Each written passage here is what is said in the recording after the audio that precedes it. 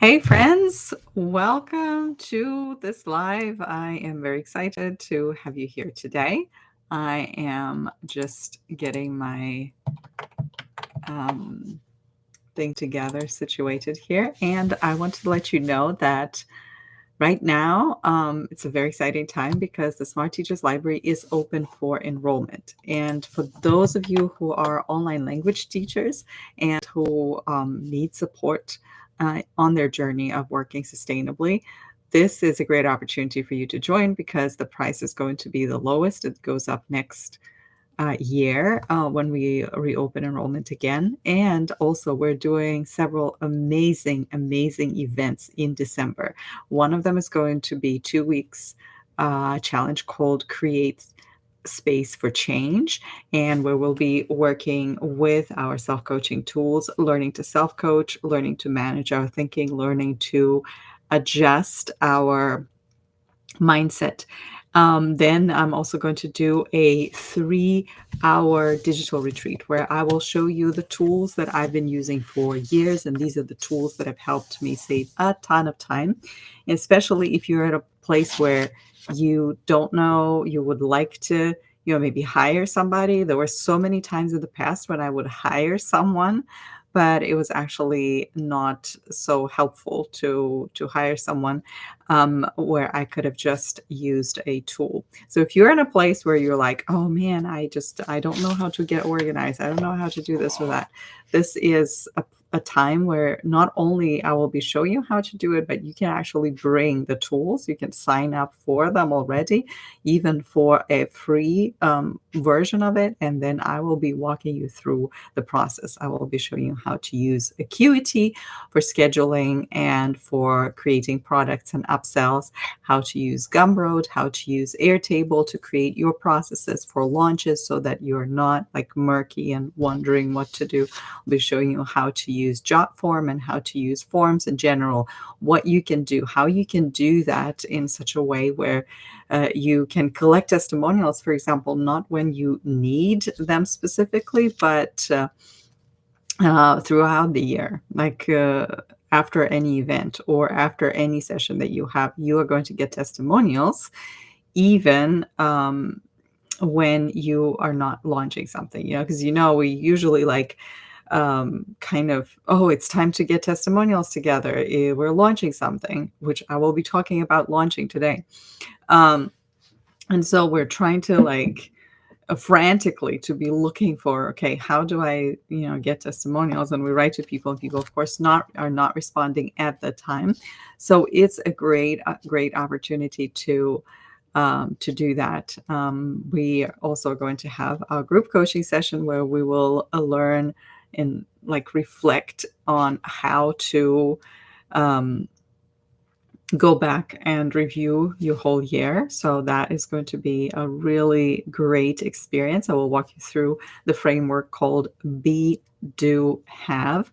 Most of the time, people think about, start their evaluation or even planning with the have component, like how much money do I want to have or do I want to make? This is different. We will be starting with who we want to be, who we were, and who we have become. And we will be working on taking ownership of our own results for moving forward for the next year. So the Smart Teachers Library is open. If you go on my website and you click community, that link will not take you to where the sign up is, because this is a short launch. And so the link is actually right now in the comments. So if you're interested, please join us. It's going to really transform your business, and it's going to help you move towards sustainability and change the way you think and feel about the things that you do in your business, like marketing, like selling, and a lot of other things. Because most of the times we do not, or we cannot move forward with our business, not because we don't know what to do. It's because we always know what to do, but it's because of the beliefs that tell us that we cannot do it. And it doesn't matter how many workshops you take. It doesn't matter how many books you read. It doesn't matter how many YouTube videos you watch, right, about marketing. But if in your mind you believe that you are incapable of change, if you are incapable of creating and building a sustainable business, if you are incapable of selling, then it's going to be very difficult to actually sell. And no amount of people's videos is going to fix that. Okay. So, being aware of our own thinking, changing the way we think and the way we feel, getting out of these scenarios where we lock ourselves in the scenario of unsuccess, that we feel like we're never going to be successful, the scenarios of, defectiveness, like I can never amount to anything. All those, stepping out of them and actually taking responsibility for our businesses. This is the most transformative journey, the most transformative thing you can do. And really, if you want a business that is really sustaining you, your family, that is helping this community, that starts from the inside. We start it from the inside and then it goes out. So, in this live today, I would like to talk about launching. What is launching? How I used to launch a program or product, and how I used to feel and think when I was launching a program or a product, and how I think and feel right now. It's a huge difference. And I wish at the time that I was aware of some of the things that I was doing that were actually counterproductive and disempowering, but I didn't know. So that's why I'm here today to talk to you about that. And hopefully some of it will resonate with you. And if it resonates with you, and if you want more of that, if you want to grow in this and move into this direction, you can join us in our community at the Smart Teachers Library. So what is a launch? Launch is a period of time when you are actively selling, actively talking about your product, right? It can be your workbook, for example. You're selling your book, right? Um, it can be a service. For example, if you are teaching and also translating and you want to get clients, you're offering maybe a translation package, or maybe you're teaching somebody from the ground level. So you're offering your teaching package for that. Maybe you are coaching and you're looking for coaching clients. So and you decide that this is the time where you are going to talk a lot about it. Why is launch important? Okay. A lot of teachers say, well, I have my website, and on my website, I have all my packages listed, right? And I have all of my offers listed there. Yes, you do have your offers listed, but you may not. And actually, whether or not you have listed those offers listed is irrelevant, because people buy your offer, right? They sign up for your program, they sign up to be your client when they have an interaction with you. Okay, there's a very small percentage of people that will go on your website, will study your website, and will make a decision. Okay, now I'm going to sign up for my coaching with this person. It's very unusual. It usually means that the person is like, just happen to see your services. They just happen to come to your website. They just happen to see it, and it was just the right time, and they're ready to buy. It is a happenstance, and I'm glad if you are ready for it with a website, but it is a tiny little percentage of people that will do that. For the most time, especially if you are offering something that is more expensive, that is more unique and more niche, it takes people longer to make that decision, right? I have some people on my list that, would be following me, receiving my newsletters for years before they make a decision to work with me. And this is normal. This is really normal. Because making a choice about buying a program and a product or a product is not something that you do like overnight. Sometimes people are not ready. If people are not ready and they're forced into a program, they're forced to join a coaching package, a coaching container, it's not going to be as helpful for them. And that's why we do what we call marketing.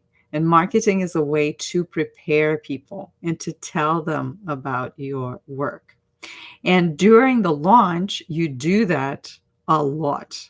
And you do it with a focus on one specific thing, right? And that specific thing is your program or your product or your membership. And it's so important. And I love launches. I used to really hate launches because I felt like it was the necessary evil towards the end of getting clients. Like, I need to just close my eyes and I need to just do it, and then I will have clients. But now I realize that a launch is a great thing for a service for my clients, whether or not for my audience, whether or not they're buying from me right now or they are waiting for a better time. It's a good thing for them to be able to hear about it over and over again, hear about your product, understand whether it's going to help them or not, plan to join if they want to join, or decide, I don't think it's for me. Because this is what you ultimately want, to create exceptional experiences for your students. You want people to consciously make a step to say, I want to work on this. I want to be a part of this.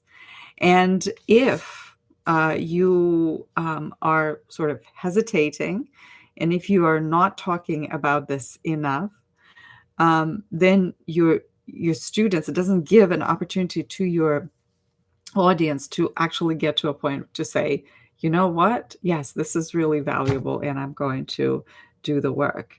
Kari is saying, I've been in touch with several people who have been following me for years and who are finally maybe ready to work with me.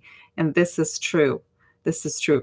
People need time to be ready for a change. Think about yourself. Like, when you decide to invest in something that is truly valuable, you don't just do it like overnight. You want to be ready for it. You want to make sure you clear out the clutter in your schedule. You want to make sure that you are going to follow the whatever instructions and make the time. You make a contract with yourself that you are going to show up for yourself. You're going to be there to do the work, and you're going to work towards your results. Otherwise, it's not helpful. Otherwise it's one of those things where, oh yeah, I really want to sign up. This seems like a good idea or a good deal. And you sign up and then you are not following through. And so for a creator, it's really important. For you as a creator, for a coach, it's really important to launch. And launch is beautiful for you, in a sense that you learn to talk about your offer. It's so interesting how we think as coaches, and particularly those who have been working on it for a while. You've had your business for a while. You think, well, what is there to know? I already know it all. And by the way, this is a very dangerous statement. I already know it all, because often we don't even recognize. But when you say to yourself, I space for yourself to make mistakes. And there's no space to make mistakes. There's no space for growth. So the other day, I was talking with somebody who is launching something, and we were talking about, like, what are the ways in which you can, launch in such a way that you actually show the benefits of the program, show the advantages of signing up, how it's going to help, and so forth. And I talked about the first thing that I'm about to talk um, about working on your belief. So this was one thing, the big difference between me launching, 5 years ago was I wasn't working on my belief. I kind of knew that, yes, my program is helpful. Yes, my product is going to be really useful to the people. But at the same time, I dismissed the idea of it just seemed to be too simplistic for me. What does it mean to work on your belief? And when I was talking with this person, I said, if you are struggling with launching, if it feels like you don't know what to say when you go out there on social media, you don't know what to post, you need to start working on your belief. And I could see this immediate response. Well, but I already know that. I already know that my program is going to help. But if you knew that the program is going to help, you would not have an issue of showing up. And if you do have an issue of showing up and you specifically talking about your offer in a variety of ways, then it's much deeper, right? The issue is, where is your belief? Like how are you showing up? How rooted are you in this knowledge that your program is going to help people? So working on your belief and thinking about all the people your program has helped, bringing them back to your mind, journaling about it. Why is journaling important, by the way? Like I was talking to my client the other day, and we were talking about this aspect of journaling, not just sitting there and thinking about, okay, all these people, I've helped them. Let's move on to the next thing. But why is journaling really helpful? Journaling is helpful because it allows you to slow down. It allows your brain to slow down, and it allows you to really focus on the one specific thing that you want to focus on. When you just sit there and think, yes, you might think about all the clients you've helped, but you also might think about, oh, what am I going to have for dinner? Like, do I need to go get groceries? How am I going to pay for this or that? Oh, there's this thing that I need to still do and I haven't completed. So when you work on your belief, it involves thinking about people you've helped. It involves thinking about how you have benefited from maybe the method that you are currently teaching. It involves um, thinking about the actual product, how it's structured in such a way that is helpful. It helps to go over maybe some people's testimonials. And writing things down and taking the time to write things down is going to help you really get clear on why your program is better. Um, because if you are still struggling and you're asking yourself, well, how's it better to so and so? If you're comparing yourself, if you're struggling with the price, if somebody's not buying, and you're like, well, what if the price is too high? Then you really want to like slow down and say, because your price may be high, I don't know, but if it's definitely going to be high, um, by default, if you are not going to look at all the benefits that are inside the offer. If you're just looking at something like, oh, this person is going to pay me $50 and on average people a month and people make, 200, then that's all you're thinking about.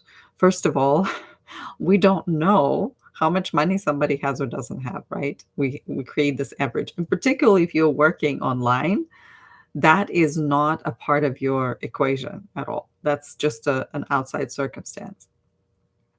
What you do want to think about is the benefits.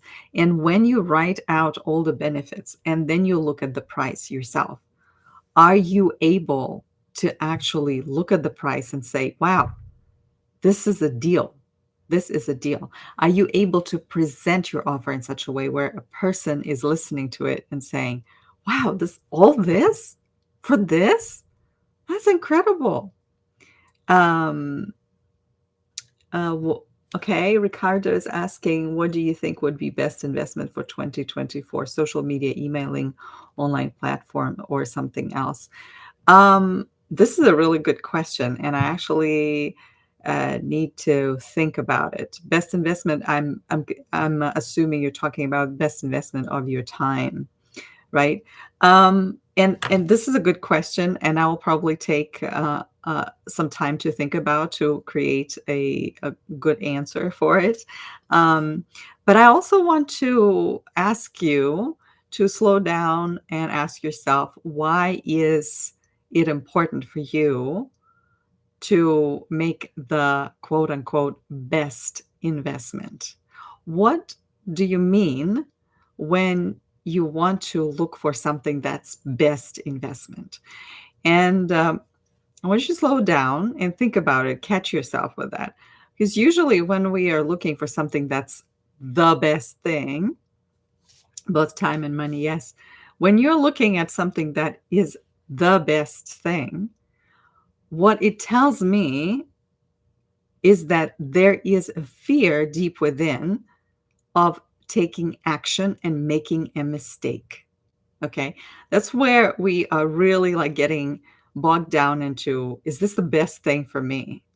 Because if it's not the best thing for me, if YouTube is not the best for me, or in 2024 objectively, right? If it's not the best thing, why should I invest time and money into it?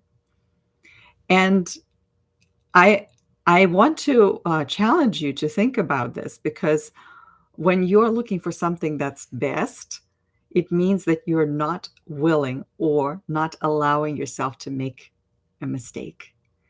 And when you're not willing or allowing yourself to make mistakes, it means you're always going to be sabotaging your forward motion.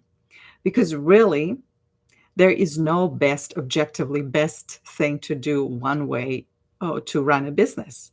There is no, like, it's not TikTok is the answer for everything, or, MailChimp is the answer for everything, or your YouTube is the answer for everything. There is no such thing. But when we want to look for it, what does it tell us? It tells us that we don't want to waste our time on anything else. We want to go somewhere where we are 100% certain going to make um, money or get a return. But do we really know that? At the beginning of the year, I was just looking at my stats on YouTube, because I started to revive my YouTube channel. At the beginning of the year, I did like several challenges where I just showed up every day, and I decided to just come back. And at the very beginning, I started noticing that I had this backward motion. Like, I know that I wanted to start, January 5th, for example. Kids go to school, I'm going back. And all of a sudden, I freeze. And so I started coaching myself. And this is what we do in the library, by the way. Smart Teachers Library, our community. I train people to coach themselves through times like this, because I want to reach more people through YouTube, right? And yet, something inside me stops me from reaching. And then I start thinking, oh, am I really ready? Is my camera okay? Maybe I should buy a new camera. Do I have the right microphone for this? Maybe my hair is not, my hair is a mess. Maybe I need to go get a haircut, etc., etc. So all these things, but the bottom line is I really want to reach people, and yet the away from doing it. So I took it to the page and I worked through a routine that we do, thought download, and then I used the tools that we're using, equation of emotion, to identify what is it that I'm thinking. And the thought that I discovered in me that was keeping me from going on YouTube, because we don't go We don't not go on YouTube. We don't not take action because our hair is a mess, or because our microphone is bad, or because our, background is not pretty, or because we don't have the camera. We don't do this. We think that that's the reason why we don't take action. But the reason we don't take action is in our thinking. And so by doing self-coaching, I realized, oh, I don't want to take action because I'm afraid to spend time and a lot of my own time and put effort into something that will not give me the result. And then I sat with that and I was like, is there anything that I can do, that I can start today? Anything new that I will start doing and will know that it is going to be 100% giving me the result? And I realized there's no such thing. When I am launching my program, when I launched the library for the first time 7 years ago, I had no idea that today it's going to be my source of income. And in fact, a year and a half into it, I was 100% sure I should just shut it down and try something else, maybe create an online course. But I'm so glad that I stuck with it. But it's not always easy. And so the question is not whether or not something is the best or a sure way of creating success. The question is, are you willing to take consistent effort to move towards your dream? And it doesn't matter on which platform. If you choose YouTube, let's do it on YouTube. If you choose podcast, let's do it on podcast. Let's do it better. Let's keep showing up. I was listening to some stats like 95% of podcasters quit after episode 3 or something. It's insane. And how many podcasts do we have? And it's true. There are so many times when I would like research and do research and look for online language teachers, right? And I would find that some people just would start. They would like put out 2 episodes and that's it. Okay. And yes. Oh, Ricardo, you got opted out book. I'm so glad. I'm so glad. So it's good. It's good to know when you are doing and working on your launch. I'm coming back, but thank you so much for your interaction. Really is helpful. And I probably am going to do a live on that, talking about the tools, the best, and this whole idea of like, I want to invest in something that's best, right? This actually is your subconscious thinking that pushes you to create certainty before in a situation where you can't control, to control the outcome in a situation that you can't control. So let's go on TikTok because I know for 100% that I'm going to get success there, but it may not happen. And I worked with teachers in coaching sometimes, that teachers that went on, I don't know, TikTok or Instagram during pandemic and they had insane success, and then it all fell apart. And it was very hard for them because they went on a platform looking for success, looking for high views, looking for high, enrollments into their program, right? That's why they went there. And so when things didn't go their way, then it's like, what am I doing wrong, right? So the first thing in every launch is work on your belief. And if today, when you go out there and you're about to launch and you feel like, oh my gosh, like, I don't know what to say, I feel stuck, I don't know how to come up with new phrases, that is probably because you haven't worked on your belief. And do not dismiss it as something that some woo-woo coaches are saying. This is not like random stuff. You enroll into a program or not enroll when you hear that somebody is speaking with confidence. They're speaking because they know that it is incredible. And behind that talk, it's not just talk. There's a lot of work. There's a lot of work.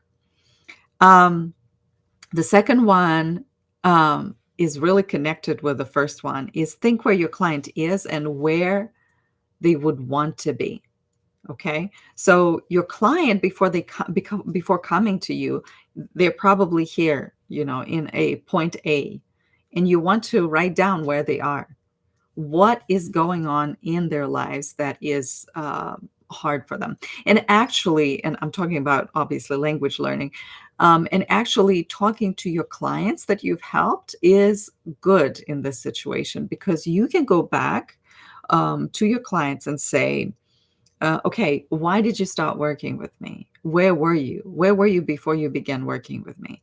That actually is one of the questions to ask on your when you solicit for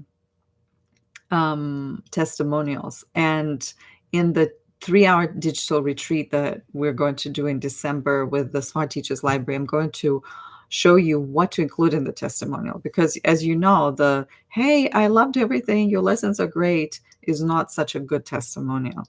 But one part of a testimonial always has to be where the person was before they worked with you. And you can already get it by going to your client, okay? And then where they wanted to be. When they signed up to work with you, they had an idea, okay, I want to be here, right? And so when you go and you promote your product, you promote your course, this is what you need to think where your client is right now. And you need to talk about this with confidence, right? It grows out of your belief, right? Because you know what it's like for them to be where they are. And when they feel seen, because this is what people need to know, like, I know that this person can help me because they speak to me. I remember something that compelled me in working with specific people that I ended up working with coaches was the fact that they saw me. Not that they, offered something amazing, this magic pie in the sky, but people actually saw me. And these are the people that I had most success with in terms of, in their courses or in their programs or even in like coaching containers. They saw me. And when they said something, it's like, oh my gosh, this is me. They're reading my mind. And the reason they're reading your mind, which they're not, is because you're probably their ideal client and they are speaking to their ideal client. And you, as you speak about your offer, you need to think about your ideal client, where they are right now. So, what is their problem? Maybe they're speaking and they think and translate in their head. There's lots of different things. And it helps to go to your client and actually ask them, what are your struggles? Where are you? And then use that vocabulary to talk about where they are and where they want to be. So if you worked with somebody for a certain period of time, ask them, where they are right now and how that journey went.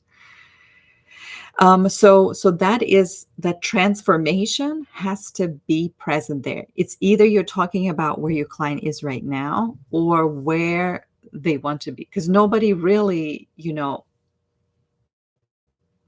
in the big scheme of things, nobody really wants to hear about the offer as is. Hey, sign up for my program because inside you will find 25 videos and worksheets.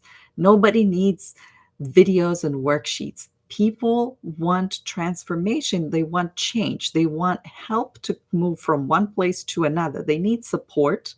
They probably are tired of Googling for it or YouTubing, and they want very specific things. They want to be seen and they want to know that here's this vision that they have of them, speaking fluently in a meeting, spending only, a couple of minutes writing a quick email rather than 2 hours. They need to know that it is possible, right? And it's important for you to like highlight this transformation other than highlighting, oh, here's my course and I have all the stuff in it and it's amazing.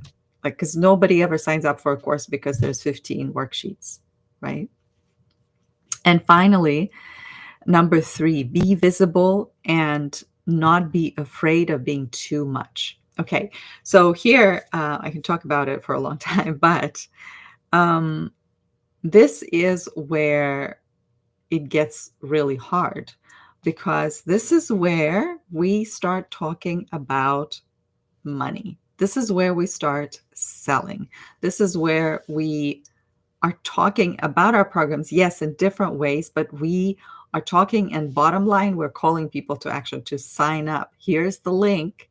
Here's how you can work with me. Here's why it's helpful. Here's why, and so forth.